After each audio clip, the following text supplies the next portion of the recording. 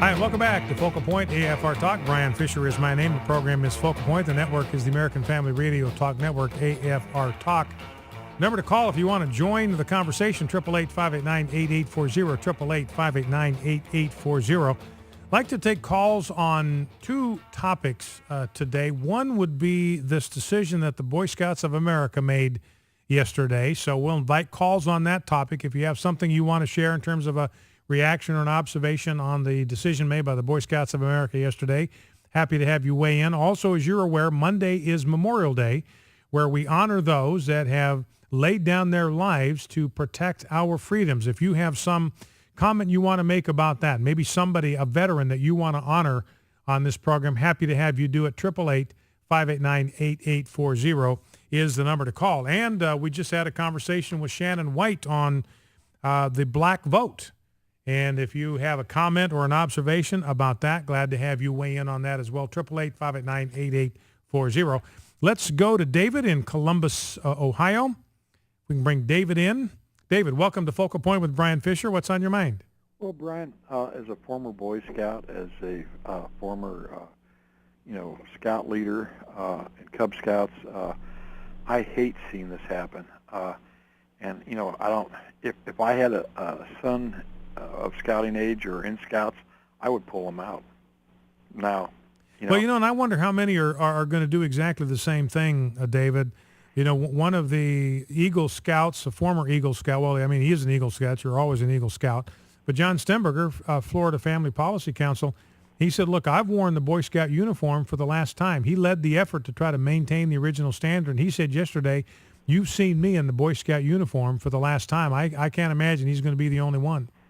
Well, and I don't think this is going to be the end of it. I think once they get the gay boys in the Scouts, then they're going to bring in the gay Boy Scout leaders. Oh, yeah. And I think it's just going to be I hate to think what my thoughts are, but I don't see how anyone that has biblical values can leave their child in there. The male mind does not mature until I think I heard somewhere in your early 20s somewhere, and boys don't need that kind of confusion. I look back on Boy Scouting. I think of the mile swim that I did in grade school. I think of all the knots I learned to tie, and I still use those knots today in my life. And and walking through the woods. I mean, the things I learned in grade school and Boy Scouts, I use as a deer hunter even today.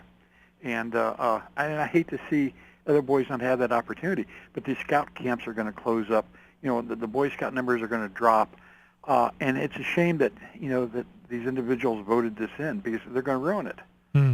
Well, it's interesting, David. I was talking this morning with a colleague here at AFR, and he was telling me, that he knew someone that was in the Marine Corps, and they all show up for basic training. They all get off the bus, and the drill sergeants are screaming at them, hollering at them, and they're all lining up and everything. And one of the first things the drill sergeant did, or the gunnery sergeant, whoever was doing the training, he asked anybody that was in that group of recruits to raise their hand if they were Eagle Scouts. And two of them raised their hand, and the drill sergeant put them in charge. He said, okay, until we get everything sorted out, you two guys are in charge. You're in charge of this group. You're in charge of that group. In other words, there was this respect in the military for the kind of leadership training, maturity, and preparation that the Boy Scouts do for young American males. They really have been training up for 103 years, training up the next generation of America's leaders, and now all that is just shot to pieces.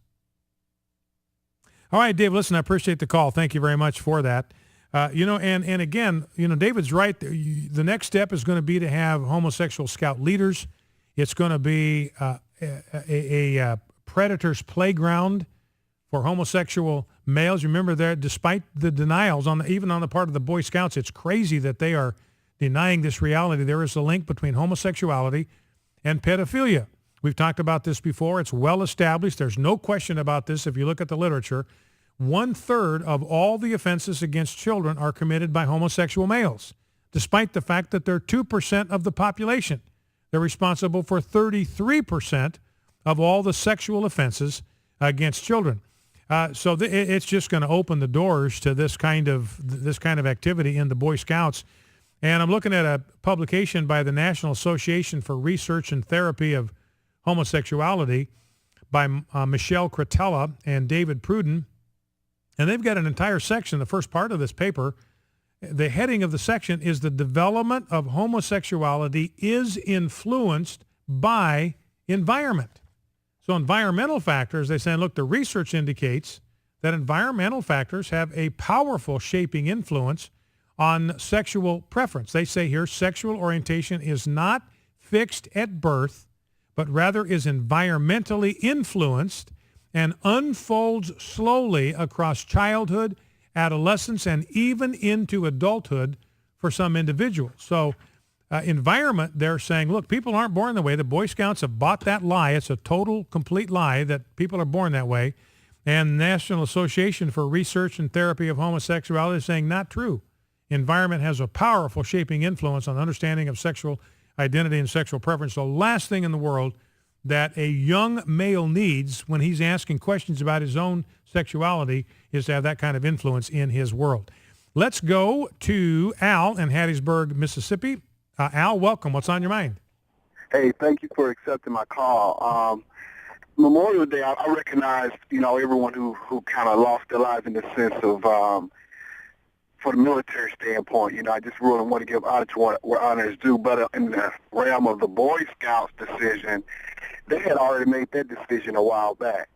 The vote was just kind of like a formality type deal. They wanted to bring in the gay leaders too, but they got to do it like in parts, I guess, But once you compromise in one area to like that, you pretty much are compromised, period. So the Boy Scouts are going to be forever changed. I don't think they're going to ever kind of go back. They're going to pretty much go in the direction of, gay leaders and connecting with the homosexual agenda, that type of deal. So the Boy Scouts have just got hijacked. Yeah, I think you're exactly right. And like I say, it's a shame. The silver lining in the cloud, again, I appreciate the call, Al. Thank you for that. The silver lining in the cloud is you've got a lot of explicitly Christian-based alternatives. You got Royal Ambassadors. You have the Pathfinders. You have several different programs in different faith traditions, different denominations that are designed to do basically the same thing that the Scouts do, and I think this will give some fresh energy. Those options are going to be far more appealing now to parents. I'm expecting a lot of churches are going to go that direction. A lot of Southern Baptist churches, I forget what the program is called in the Southern Baptist denomination. It's a Royal Ambassadors or Royal something. But I think that is going to become far more popular now in the Southern Baptist churches, which have been huge sponsors of the Boy Scouts. Let's go to Mary in Gilmer, Texas. Mary, welcome to Focal Point. What's on your mind? Well, quite a few things. For one thing, I'm really upset about the gays in the Scouts. It should never have happened. Yeah, that's true. It's a sad thing. It's a sad day for America. It certainly is, and I don't know what else to say about that unless we keep on boldly bringing uproar about it, that it might be changed still. Well, and I suppose there'll still be a possibility if the backlash is strong enough and it's intense enough. I mean, it's possible that the Boy Scouts could be persuaded to reconsider this. It'd have to be intense because 61 to 39, that's a pretty decisive vote. So they are going to have to hear from a whole lot of people. Delivered, Randy Sharp from AFA delivered 250,000 petitions signed by concerned Americans, keep Scouts the same, and didn't make any difference to them. They still push this thing through. You know what I wonder? I wonder if there's anybody going door to door with this message. Yeah, well, it's going to be person to person, and I got to believe there are a lot of conversations today between Scout leaders and churches that were not at this national convention. I know in our local council here where I live, there were 6 delegates to that convention. They all voted against the change in policy. They wanted to keep the policy the way it was.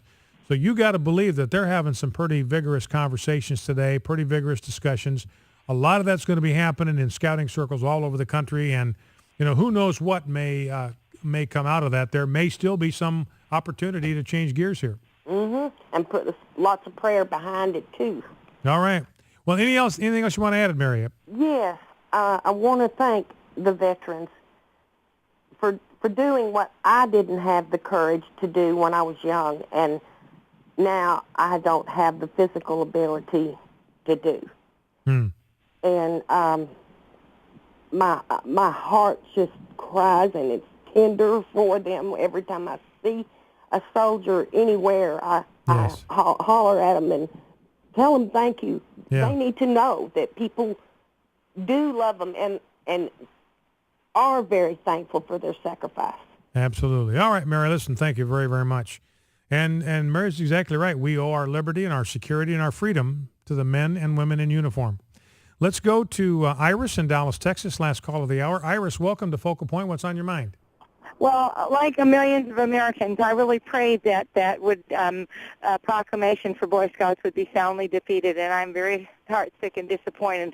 But the question I have about a slight silver lining is my granddaughter is 13 years old.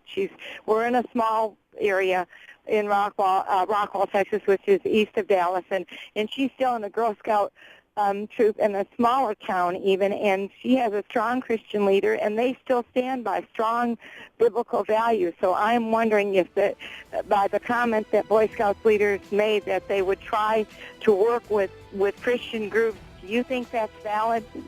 Well, the problem, Iris, they considered that possibility back in the early part of the winter, allowing each scouting council to make up its own mind, set its own policy, make its own decision about homosexuals, and they decided, no, we can't let them choose.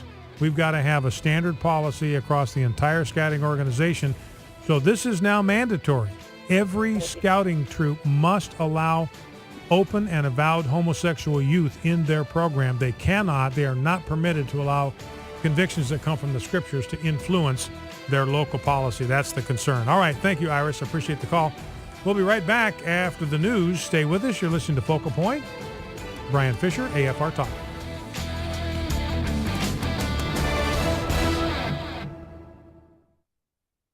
America.